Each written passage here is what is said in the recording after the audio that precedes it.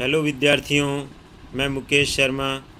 आज का हमारा टॉपिक है problems on linear differential equation with constant coefficient. विद्यार्थियों, यह बीएससी पार्ट द्वितीय के पेपर डिफरेंशियल इक्वेशन का टॉपिक है।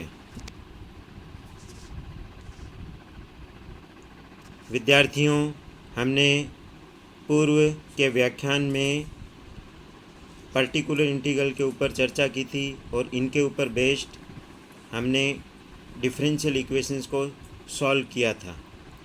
आज हम एक पर्टिकुलर इंटीग्रल के ऊपर ही चर्चा करेंगे।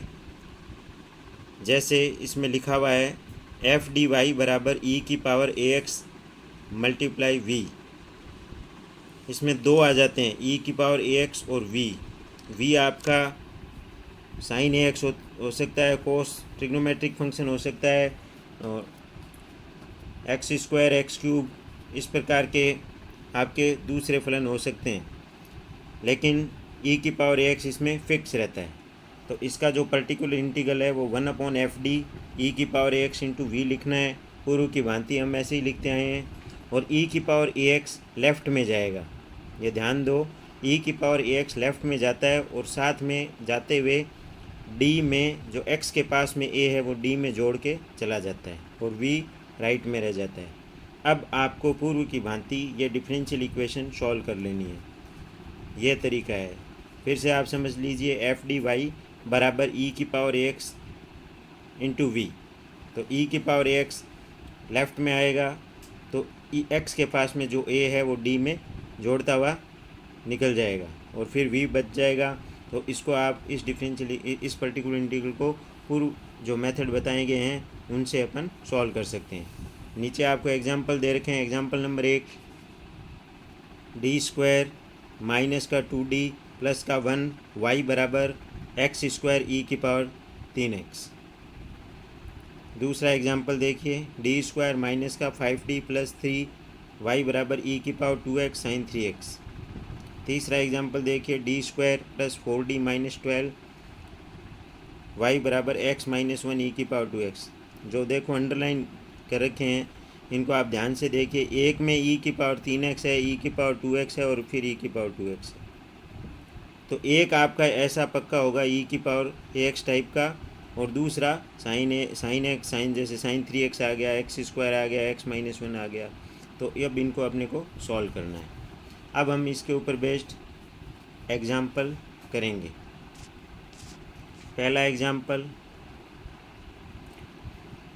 सॉल्व डी स्क्वायर प्लस का 3d प्लस का 2y बराबर ई की पावर 2x साइन x।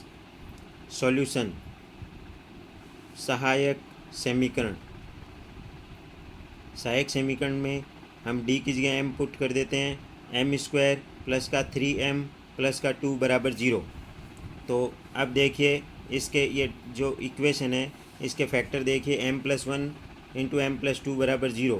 तो इससे आपका m बराबर -1 और -2 आया। तो कॉम्प्लीमेंट्री फंक्शन CF, जिसको कहते हैं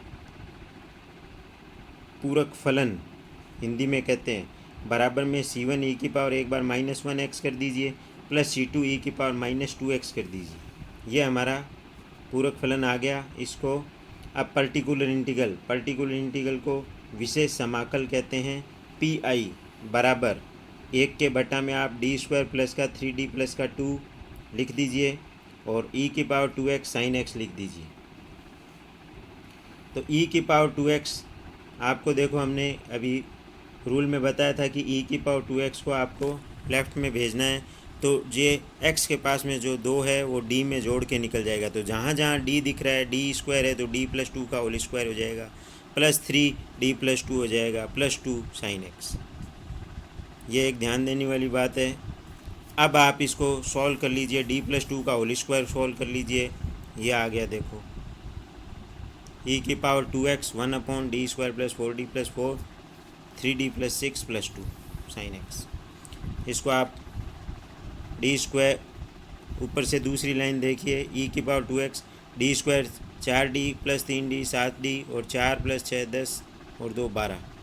अब साइन एक्स। अब आप इसको पूर्व की भांति अपन साइन एक्स को सॉल्व कर लेंगे। एक्स के पास में साइन एक्स में देखिए साइन एक्स, एक्स के पास में 1 है, तो डी स्क्वायर को अपने को -1 पुट करना होगा। तो डी स्क्वायर जहाँ भी देखो तो ऊपर से तीसरी लाइन देखिए -1 + 7d + 12, क्योंकि डी स्क्वायर को -1 रख दिया। अब 7d 12 - 1 11 हो जाएगा। 7d - 11 कर दीजिए ऊपर नीचे मल्टीप्लाई, ठीक है। e⁻2x 7d - 11। नीचे देखिए a + b a - b a² - b² यानी 49 d² - 121 sin x। अब आप फिर सबसे नीचे वाली लाइन देखिए, फिर नीचे आपको d² दिखाई दे गया, तो इसको आप d² को -1 पुट कर दीजिए, ठीक है।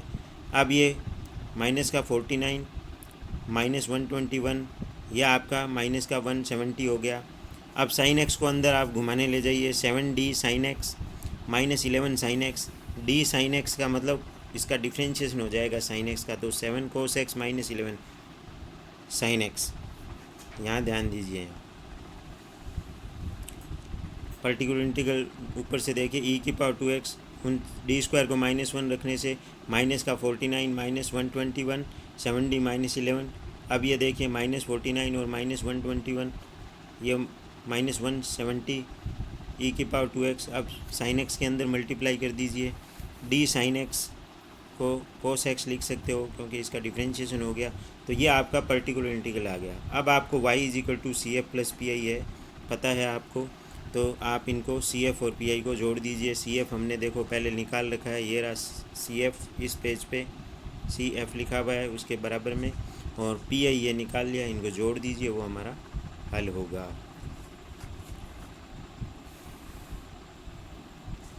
अगला प्रॉब्लम देखिए, एग्जाम्पल नंबर 2 सॉल्व, हल कीजिए। d² माइनस का 2d + 1 y बराबर x² e⁻3x। Solution, auxiliary equation, सहायक समीकरण। सहायक समीकरण अपन d को m पुट कर देते हैं, m² - 2m + 1 बराबर 0, दैट इज m - 1 का होल स्क्वायर बराबर 0, दैट इज m बराबर 1,1। जब भी आपके पास में समान वैल्यू हो 2 और वास्तविक हो, तो आप CF जो लिखेंगे पूरक फलन वो लिखेंगे C1 + C2x e⁻x। Particular integral में आप लिखेंगे 1/d² - 2d + 1, फिर आप x² e⁻3x लिख दिया। यहाँ ध्यान दीजिए, फिर आप ध्यान दीजिए e⁻3x जो है वो आपका लेफ़्ट हैंड साइड में आएगा। तो लेफ़्ट हैंड साइड में आएगा तो वो d में 3 जोड़ के, x के पास में देखो e⁻3x में x के पास में कितना है 3 है, तो वो d में 3 जोड़ के चला जाएगा। फिर ये d + 3 - 1, तो ये d + 2 का होल स्क्वायर हो गया, ये देखो। फिर इसके बाद में आपको चूँकि x² वगैरह है तो इसको आप प्रसार करोगे, तो आप 2 कॉमन ले लीजिए, 2 कॉमन ले लिया तो 2 का स्क्वायर बाहर आ गया। फिर आप उसको ऊपर शिफ्ट कर दीजिए, ये देखिए ऊपर शिफ्ट कर दीजिए तो 1 + d/2 की पावर -2 आ गया। अब ये आप ऊपर देखो बॉक्स में हमने आपको एक प्रसार बता रखा है, 1 + x की power -2 is equal to 1 - 2x + 3x² - 4x³ - तो ये आ जाएगा 1 - 2x, क्या हो जाएगा यहाँ d/2। तो ये आप पूरा लिख दीजिए इसको। फिर आप x² को आप इसको थोड़ा सिंप्लीफाई कर लीजिए, फिर x² को आप अंदर भेज दीजिए, तो x² 1 से गुणा होगा तो x², d से मल्टीप्लाई होगा x², तो 1 टाइम इसका डिफ्रेंशिएशन हो जाएगा, और d² से मल्टीप्लाई होगा तो ये 2 बन जाएगा, 2 4 से कटेगा तो 3/2 बन जाएगा। तो ये आपका क्या आ गया, पर्टिकुलर इंटीग्रल। पर्टिकुलर इंटीग्रल आते ही आप CF और PI को दोनों को जोड़ दीजिए, वो आपके पास में y आ जाएगा। तो इस प्रकार से हम ऐसी प्रॉब्लम्स कर सकते हैं जिनमें linear differential equation with constant coefficient में, जिनमें बराबर में e⁻ax × v इस टाइप के हो समीकरण है, तो ये हम इनको ऐसे सॉल्व कर सकते हैं। ये बहुत ही आसान है और एग्जामिनेशन पॉइंट ऑफ व्यू से भी इम्पोर्टेंट है। कोई भी प्रॉब्लम है तो आप पूछ सकते हैं। इस तरीके से आप प्रीवियस ईयर में आए हुए क्वेश्चंस भी आप इसको सॉल्व कर सकते हैं। धन्यवाद।